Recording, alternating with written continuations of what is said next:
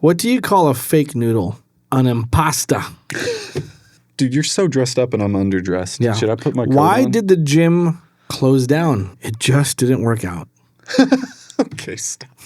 If you like dad jokes and you're a business owner, you're in the right spot. I'm afraid of that calendar. Its days are numbered. Why did the cookie go to the hospital? Because it felt crummy. What do you call cheese that isn't yours? Nacho cheese. Well, I used to play piano by ear. Now I use my hands. Dude, I'm thinking of these visually in like a short I already film know format. you are. What did the triangle say to the circle? You're pointless. Stop. We're already recording. What do you call a boomerang that won't come back? A stick. A ring. Oh, stick. Those anti-jokes remind me of like, what's red and smells like blue paint? I had to think about that. Red paint.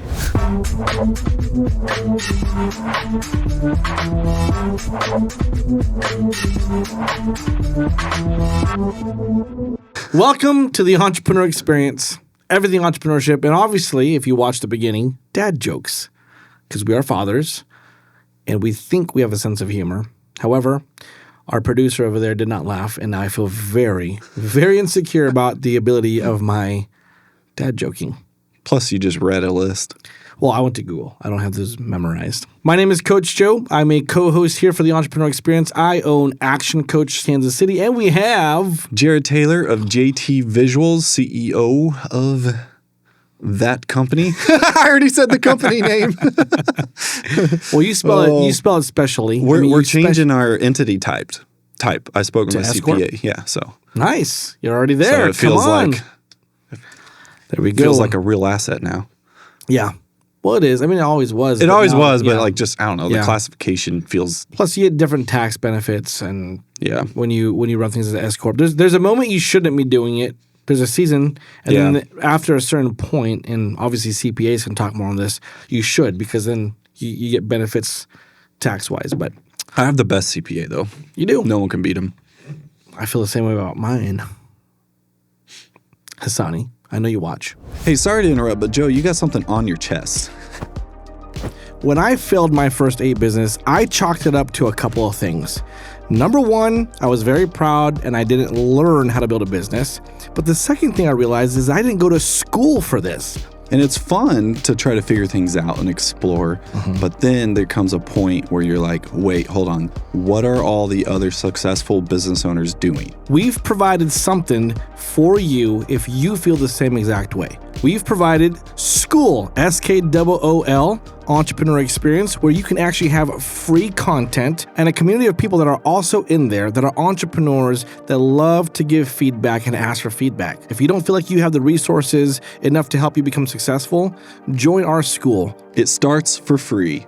So what are you waiting for? Go to jtvisuals.com/school. That's JTVisuals without the I, and that's school with a K.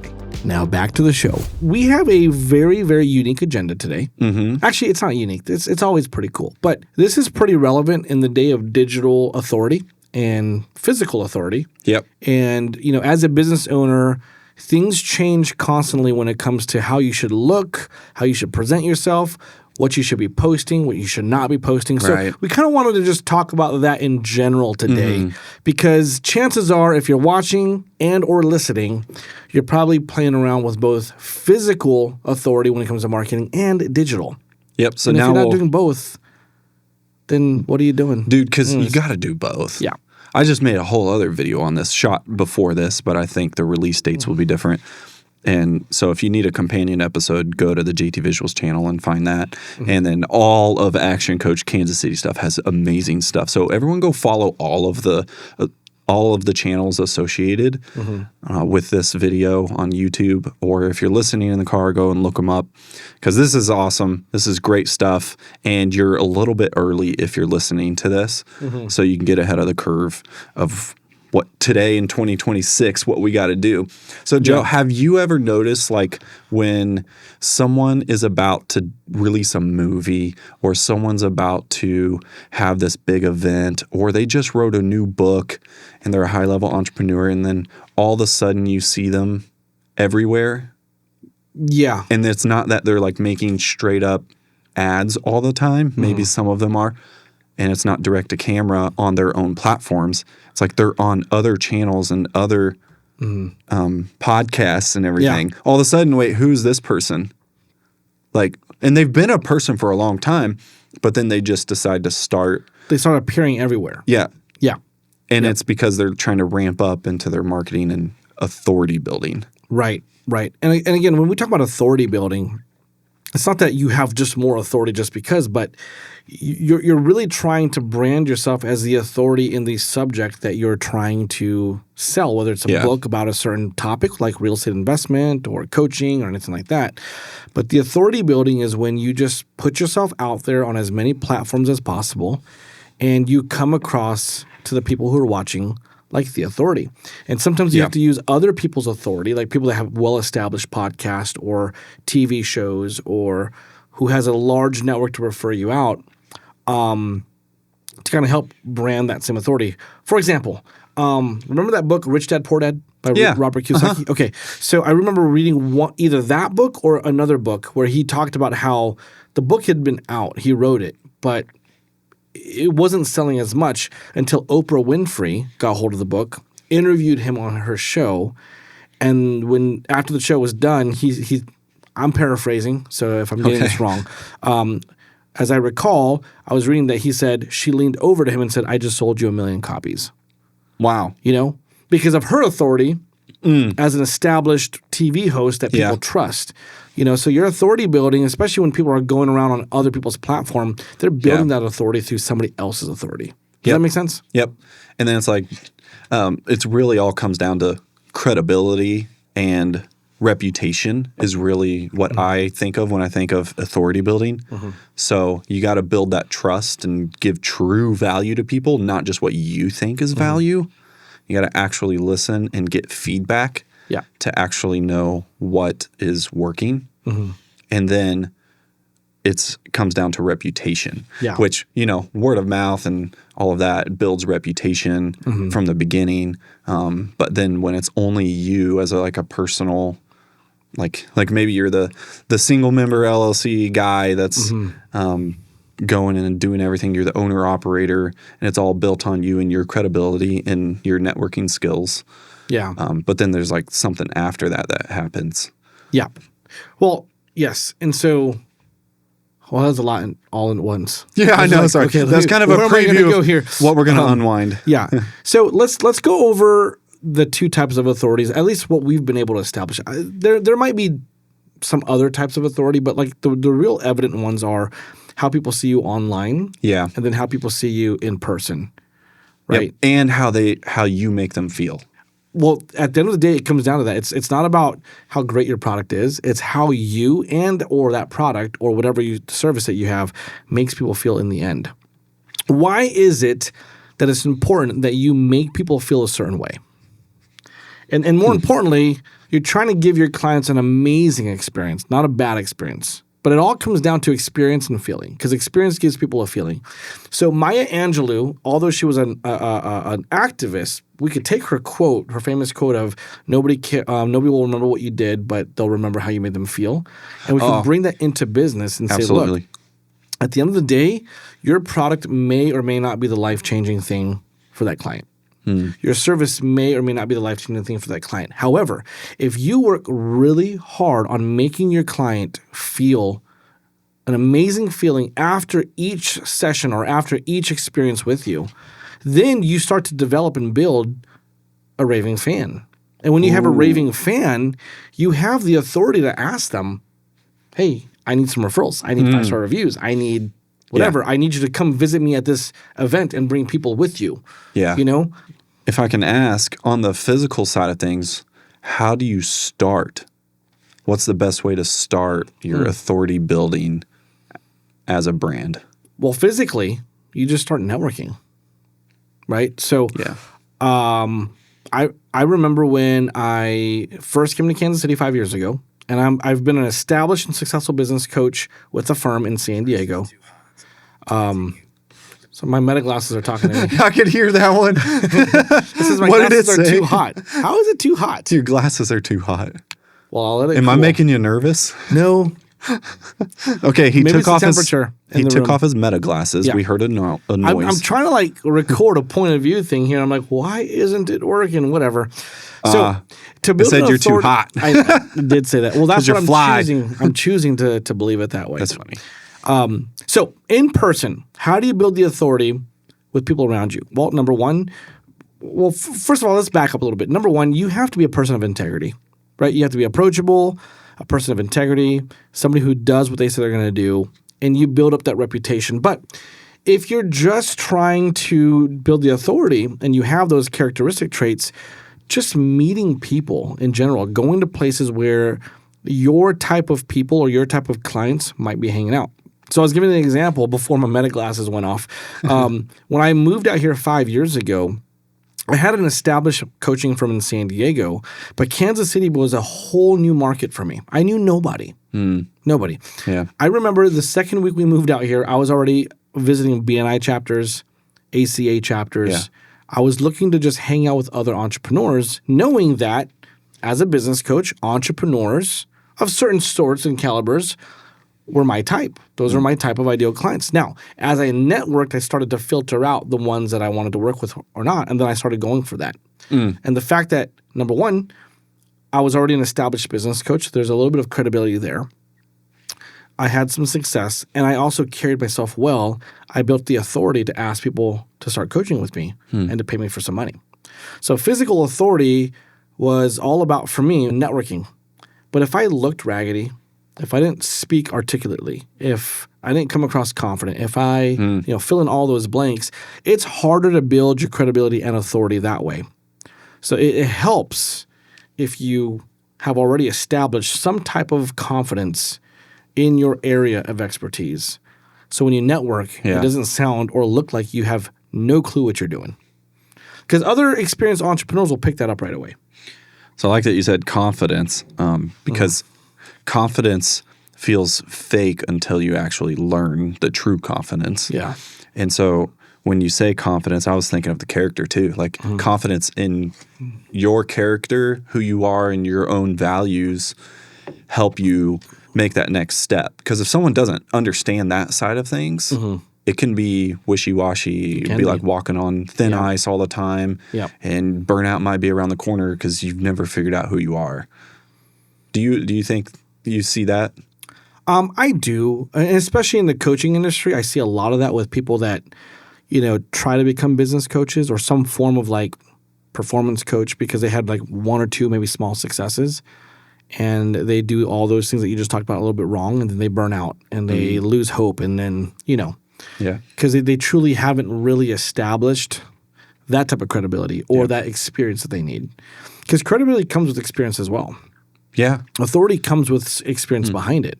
I don't know how often I'm asked, well, do you own businesses? As a business coach, do you own businesses? What have you done before that kind of qualifies you? And although they don't typically ask it that directly, which some do, some don't, they're trying to skirt around trying to figure that out. Like, okay, he says he's a great business coach. I see him networking all over the place. However, can I trust that if I chose him as my business coach or referred my clients based off of his experience, is he going to be able to help me or whoever I And if he is an expert coach but never played the game, I always like saying like an Andy Reid or someone like that, like ultra smart, they are more rare and you could find one of those, but then you really got to ask, you're seeking out proof. Yeah. Because the credibility isn't there yet. Yeah. So when you're looking for the proof, don't look in the pudding because it's actually not there. Yeah. Yeah. But you actually can have results that you can show as well. But still, that aims towards your authority building based on what you have accomplished or what you have done. Well, let's look at Andy Reid. I mean, if you're a Kansas City Chiefs fan, that's fine. If you're not, you know the name Andy Reid because he hopped around a little bit. I mean, he was with the Eagles, and he got them all the way to like playoffs and almost a Super Bowl. Even though he never played the game, we knew, or at least the ownership at Kansas City knew, hey, he has potential. Yeah. We might just need to give him the better team behind that. Yeah. And then he was able to take, 5 appearances, 3 Super Bowl wins so far. But if there's someone in business like that, not for coaching, but for another type of business, and they want to get into it, and so they're assuming themselves to be that kind of person, but they actually don't have the proof yet. Yeah. Then, like, what should they do? Well, I'll tell you what I did.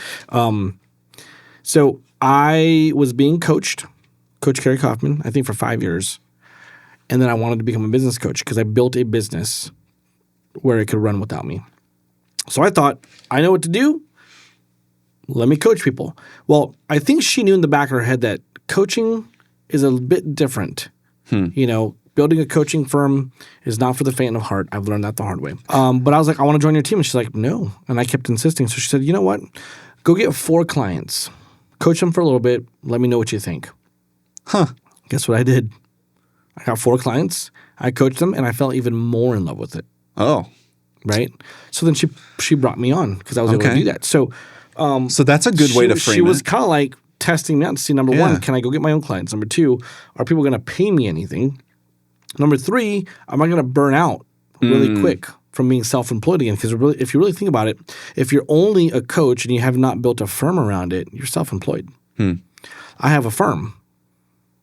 I still coach because I love it, but I have only a select few of clients, and then I have all my other coaches pretty much coaching the rest of the clients that we have. And that's amazing. So when you ask, like, what should you do? Well, that's what she made me do. And I thought it was kind of cool. Yeah. And I feel like just integrity goes so far. So, like, if you're just starting out and then, like, go and make some offer like that really showcases, like, yeah, I haven't done this for very long, but I've learned this and I'm very good at doing these inputs. Yeah. And you could just position someone real well and then make them your credible source after that. Could be a way to snowball it. That's what I kind of had to do with video. Yeah. That's the video world creatives. It's like, well, what have you done? But then later it starts becoming, once everyone starts seeing you as the authority person in that world, then dude, they don't even really go and visit the website or anything. They don't. Nobody looks for portfolio as to my business. Yeah. Well, look at you. I mean, you went from different styles and different, themes in your business, and now you've established yourself as the podcast recording studio authority, whatever in Kansas City, and you're getting people just because of, number one, what others have said about their experience with you guys. Number 2, they see your face and your brand all over other people's YouTubes because you're co-collaborating. You know what I'm saying, right? And so you're establishing yourself as that authority, and now you're also allowing people to come and be guests on other podcasts that you own to see if that's something they actually want to do, and they experience their experience with you, and then it's like done deal. Done deal. And I thought that was impressive. So on going back to physical, for authority building, you said character, and then you said networking. I know there's another one. There is. I was about to go into it. Okay. Your physical appearance and how you talk. Let's talk about that. All right. Right? People are drawn to you first by how you look and how you come across. That's typically how it is. You look homeless, people are going to think you're homeless, right? Let's just be real. Yeah. I know a lot of entrepreneurs out there that don't care about how they look. I looked homeless when I first heard. No, you called me Jesus. No, you had long hair and a big beard. It was actually well trimmed. I was like, you look like Jesus. But then when you had your baseball cap, I was like, you look like a pro baseball player too. No, okay. I told you that as well. Yeah. In my past self-defense, I looked the part of a creative. You did. And, when Michelle told me to talk with you, she let me know that you were a videographer. So I don't think I was surprised by just how casual you looked. You looked casual. You didn't look bad. But there are people that, especially. I see a lot in the contracting world. Yeah. Like exactly what you describe on your old business all the time, where like you have stains everywhere and it's like, I'm just working. And like it doesn't even look like. I don't know, the face looks like a mess too. And when I ran an air duct cleaning company, a very successful one in San Diego, had multiple people working for me, I made it a point to have 5 shirts in everybody's vans Because we cleaned chimneys and ducts, and I was like, and then we had Simple Green diluted because it was all natural. And I said, in between jobs, you're changing your shirts, you're wiping off all the dirt on your arms and your neck and your face with Simple Green. Unless somebody was allergic, and none were, because Simple Green is natural, right? So I bought a natural product. I was like, you have to look good for every house that you walk into. I really wanted our physical presence to really establish excellence. Because one of our core values was we take pride in our professional appearance. I wanted people to be impressed with us. When I went and did estimates, I actually dressed nice. I had nice slacks, nice shoes, and a tucked-in beautiful polo. And that was appropriate for our business. But I didn't show up in like raggedy jeans and dirty stuff. Like, I showed up clean.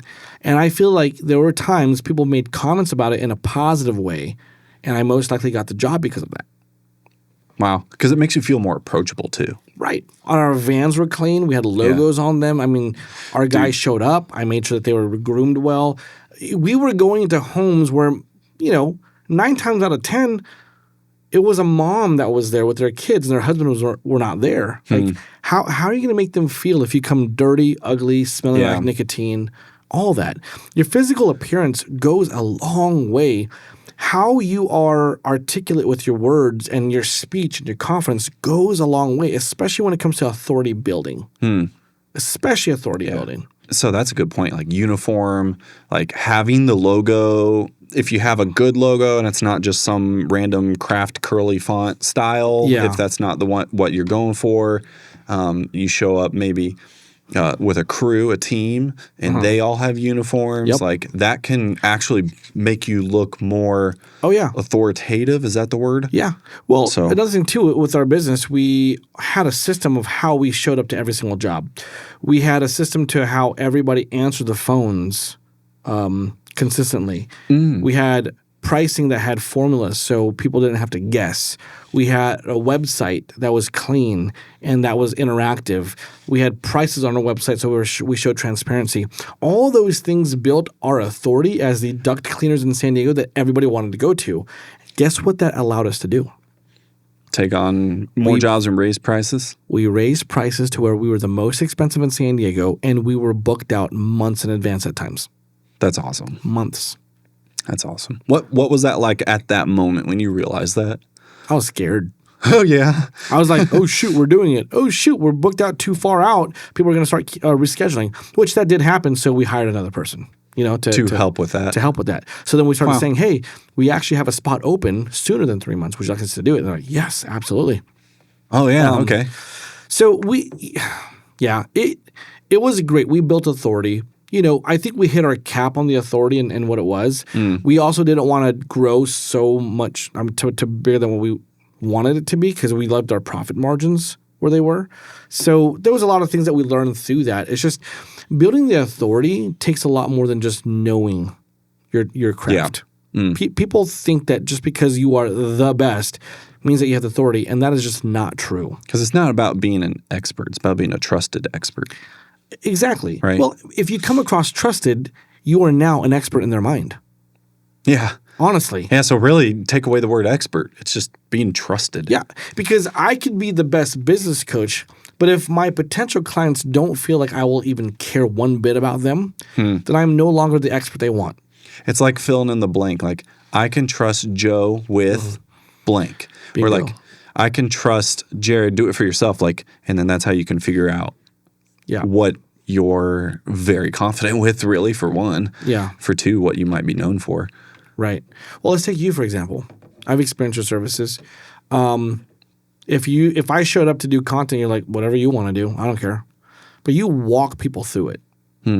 You help them come up with the lines. You help them come up with the terminology.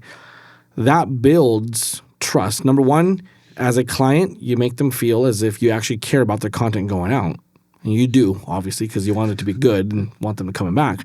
But secondly, you made me feel like, oh, shoot, like you drew out of me what needed to come out, and I would not have come up with that if it weren't for you. So what does that do? It builds trust. It builds credibility. And as a result, your authority margin goes up. Authority margin. I just made that up. Nice.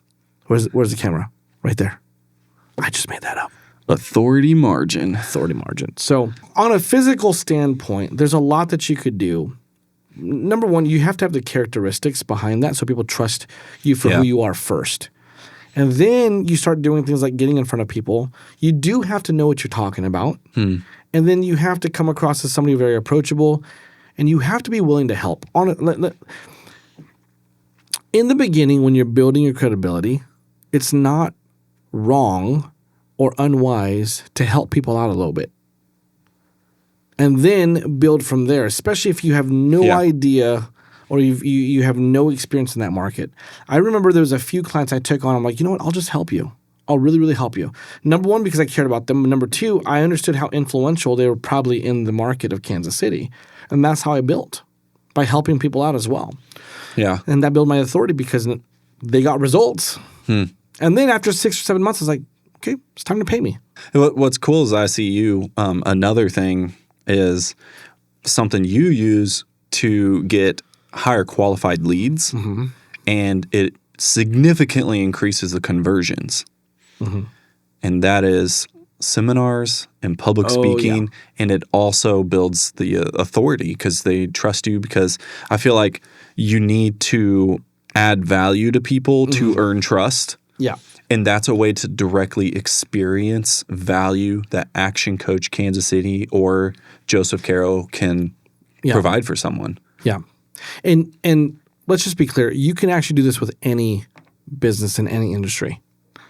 You might not do it uniquely like me as a coach or you like a videographer, but if you're a landscaper, if you're a plumber, you should be networking and you should look sharp and you should know what you're talking about, but you should also be approachable and have a good reputation.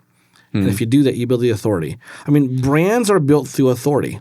When you look at airlines, there's 2 brands in my head right now that have authority where it's like, okay, I first go to Delta, and if I can't find good deals on Delta, that's I go my to number one. Southwest. We just did Southwest flights today. Yeah. But then I don't go for Spirit, that's for sure. But now, like, Southwest starting to become like Spirit. I know it is. It is. They don't they charge for the carry-ons now, and that used to be their brand promise. To fly with 2 free bags or something like that. Yeah, it's like, dang. Well, they're trying to compete. They're trying to become a Delta. They're trying to get away from the low margin, Frontier and Spirit. But I feel like they're actually doing that. They're getting lower prices now, or it's their way to upcharge in a new market. But now you're upcharging. Yeah. So I don't know. Delta doesn't do that as much. I have Delta, and I'm a card holder, and honestly, my flights sometimes are cheaper than Southwest. Dude, you know what I get too? Honestly, and this is not to brag. I fly a lot, so I'm a card holder. Not only do I get points when I purchase things, but I get free lounge access. Oh. Let me tell you something.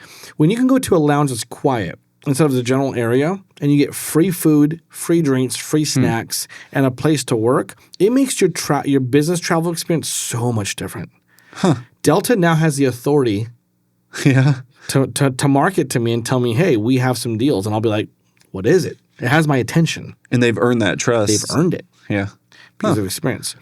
So we talked about the physical side. Let's talk about how we could take some of those things and bring it to digital. Because that is a platform that's definitely being used to build authority in any industry right now. And we kind of already mentioned some things, like the way the website looks. That matters because, dude, if it looks like you just slapped this together on Wix or something, then it's like, at least to me and to millennials and below, a lot of people, it looks like they're not as credible. Yeah. So actually having a solid looking website, but also a solid functioning website, and the website can also communicate the language and relate to you. Yeah. Now, then after that, there's a foundational thing that even if you don't have a website, you should focus on this first. Okay. Do you want to make a guess? I do, but I feel like if I'm wrong on air, it's going to suck. Okay. Here, I'll tell you. No. What is it? It's reviews. Google reviews. Oh, yes. I was going to say that. 5-star reviews. That's digital, and that literally is building your credibility, which makes you more visible, which means there's authority. And maybe not a 5-star. Like, you need like 4.9. Yeah. You know? I know that there are some companies I've used that don't even have a website link on their Google My Business, but they have hundreds of 5-star reviews. Oh. And I've ended up using them. Okay. And how was it? Great. Sweet. The reviews are there for a reason. Yeah. They just might be extremely localized. And I think for that business, they have a lot more potential. Well, I did suggest that they get a website for SEO, but with 500 5-star reviews, it's also helping them out on an organic sense. Yeah. But either way, you're absolutely right. Because if you have a great looking website, but 0 5-star reviews, there's nothing to give anybody credibility about your company. Right. A sense of credibility for your company. And by default, your authority margin is low. Authority margin. Look at that, I like man. that, man. Can Coin you it. remember that? Mint that coin. Producer, do you mind writing that in my book of notes that you're, authority margin? There we go. You can't request what goes By in the there. way, I just found out today that our producer is keeping a list of funny quotes that we say that don't make any sense. So I wasn't even aware that I said when I was young, I was 37 years old.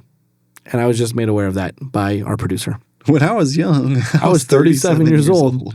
I'm like, that doesn't sound right. And apparently she logged it. Are you 38 now? I'm turning 38. Ah, okay. Sweet. So another way on the digital footprint would be one of the most obvious, social media. Oh, yeah. So this is like where out of sight, out of mind comes into play, and you find that to be so true. It's, what is the BNI thing? They always say visibility, credibility, and I forgot. something else. Someone let us know that goes to a BNI. Yeah. But anyways, it's That so cares true. enough to know that. Yeah. But what's funny is like a lot of people are quoting that and they believe in it, but then they don't post on social media. It's like there's an amplified visibility on social media, and I would argue that the first amounts of people, you're going to be like, oh, I only get 100 views on this, when you're just starting out. But then the amounts of people that actually come up to you and they're like, hey, I saw your video. Oh, yeah, really? And there's no evidence that they liked it, that they wrote a comment or anything. Just whenever I go to church, they're like, I saw your video. I'm like, could you like it, please? So at first level on social media. Subscribe and share, maybe. Yeah. So like you've seen it and I've seen it and I know some other people that have seen it, is the first level of ROI for social media is actually staying top of mind as reminders for people. So it goes along with all the other things you're already doing. If you've had a sales conversation with someone and then they see your video come up and you had that proposal out there, oh yeah, I was going to go check that proposal. Or I wonder if he sent something over. I'm going to check my email. It also serves as a drip, right? Yeah. I know this, like when I have my team following up with some potential clients and they're just not answering, I'm like, go see if you can friend them on Facebook or message them on Facebook or like one of their posts or start liking a bunch of their posts. And then it's like, not always, but oftentimes we start getting messages back from them saying, oh, you know what? I've been thinking about you. I'm so sorry I put you off. And it's like a great way for, dripping. But there are so many people that are on social media, YouTube, Instagram, and Facebook particularly, when it comes to business and the age group that's pretty much buying what we do. Yeah. Your credibility and authority margin can reach more people than just your local market, especially if you have something that can sell to people in other markets. I've never met Alex Hormozi before, but his authority margin is at high levels right now because of all the stuff that I watched, following some of his advice, the books that come out, how I feel, following his advice, and actually getting results. Yeah. So his credibility kept rising. I started using his stuff. I'm getting results. His authority margin went up. Alex Hormozi has never met me in his life, yet he could talk to me, and I will listen. Yeah. Dude. Right? Right or right? Yeah. Gary V, same thing. Yeah. Like there's a lot of, you told me I need to post more, but until I heard Gary V say it, I started posting more. It's really weird. Now it's credibility stacking because I'm stacking against what other people have said. And that actually helps because as they learn it from other guys they trust more at the point because of their accomplishments, then it actually makes me look better too Yeah. when they find it to be true from someone else. Sure. Because what I become at that point is the expert guide.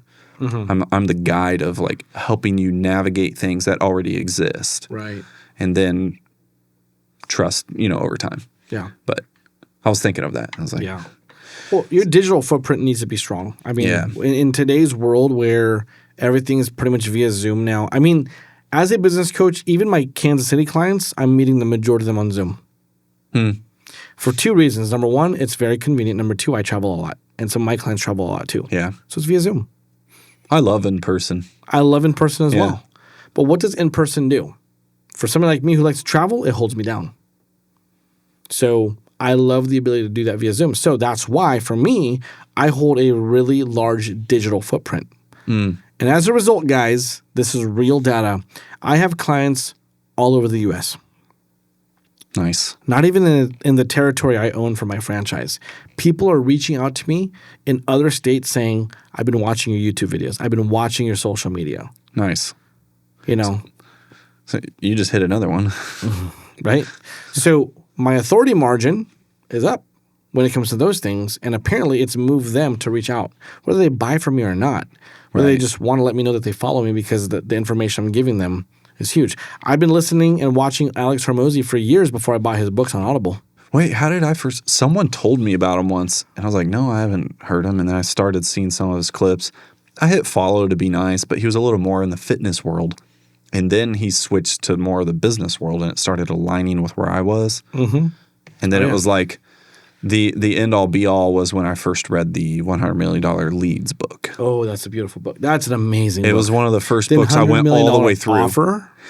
Dude, the offers is good too. The Leads was my favorite one. Money Models. Yes. The latest one actually became my favorite. Actually, I drove from Kansas City to San Diego, and I listened to the whole book all the way through. Like for 6 or 7 hours, just to listen to the whole thing. I've listened to parts of it like again. Yeah. And that's rare for me. Like, I am an entrepreneur. I don't read books. I write books. I'm just kidding. No. Well, no, a lot of good ones. A lot of good ones read them too. You're writing a book too. But well, I want to write a book via podcasts. About podcast? No, just as we've been podcasting, now we're going to transcribe it. Oh, and I've already written it. ChatGPT? Yeah. Write a book after all this. But I want it to be actual. I want it to be like things I've actually said. Yeah. So, and then I got to find out. And then on the back of the page will be like funny quotes from our producer, from Jared Taylor. Yeah. And we'll put that back there. Did you see some of the quotes that Alex Hormozy puts in his book? The book that made world records in sales and gives so much good business advice. And he put in there like, I know him. It was as a quote. And it was like, friend. Or it was like, Alex is my son, mom. And it's like, these aren't even like the best testimonies, but it's hilarious. I'll put that in there. It's funny. It's funny. So. Okay, anyways, so you mentioned YouTube. That's long form is what I would say. Yeah. Because like... Well, that's you being able to really showcase your knowledge. Yeah. Right? And you're teaching people, giving them value. Yep. When you give people value more and more. How I learned that working with you. When it comes to your authority and brand and your influence, everything that you do matters, honestly, at the end of the day. And the amount of excellence that you commit to doing it at is also just as important. I tell my clients, everything that you do, once you leave it, you leave an invisible signature with your name saying, I did this. And then people are going to see that and be like, well, does he have authority based off of the excellence I see behind this project or whatever? Or are they going to move on? So with that being said, there's a lot more in this subject. I even have more written here, but we're short on time, guys. So subscribe so you can hear shorts. More. Yeah. Okay. And then, sorry, I'm tired, guys. Sorry. Yeah, I can see. No, but I want to spend some time and celebrate a couple things. Let's do it. And that is that we are now on our YouTube channel for this podcast, 1,200. Let's go. So we're building that up. We have a K, guys. We got our K, and thank you so much for everyone that has tuned in for that and supported us through it. Continue to give us feedback because that can help us gauge what's actually working and what's actually valuable to you because we can think it's valuable. Yeah. and push it, but we'll never know if we don't know. Yeah. And right now we're just pretty much going off of our memory bank of, okay, this is what we're experiencing or our clients are experiencing. Let's talk about it. Yeah, and some data based on what clips hit. Yeah, exactly. Another thing, though, is speaking of authority in digital, if you do have something, we now have a guest experience for this podcast. So if you're looking to start building your authority, but maybe starting your own long form thing isn't the best thing for you to do right now, then you could potentially become a guest. And we have to like filter that and qualify. Yeah. But you can find a link. Yeah. In the description. What's the investment? It's $500 to get started. But check the price online because that's where it'll change. This could be an old video. Yeah, this could be really old, finding you a long time ago. Yeah. Well, I like what you're doing because, number one, we have followers, so it benefits people to be on our podcast. Number two, if you're thinking about a podcast, just don't know where to start, don't know if you should go professional or do your own thing, this is a great start to say, you know what, let me be on somebody else's podcast. You may have a product or a service that our clients or our listeners can benefit from. And if you want to make a small marketing investment and just do that, by all means, this could be an amazing platform for that. It's a way to get content and try it before you commit if you're looking at doing something like that. Yep. Or you just want content. Like we'll qualify you and see if it's worth it and you're not just trying to get randomly famous for no reason. Yeah. I've had someone call about that. They wanted to get I could not figure out why they wanted views. And if you can't figure out why, that's a red flag for me. Yeah. It was literally just to be famous. So they wanted to be part of our podcast to be famous? Just a podcast. Oh. So, anyways. Yeah. Maybe I charge really high for that. Like $17 million. And then watch them go, yes, and I could put a deposit down right now. Yeah.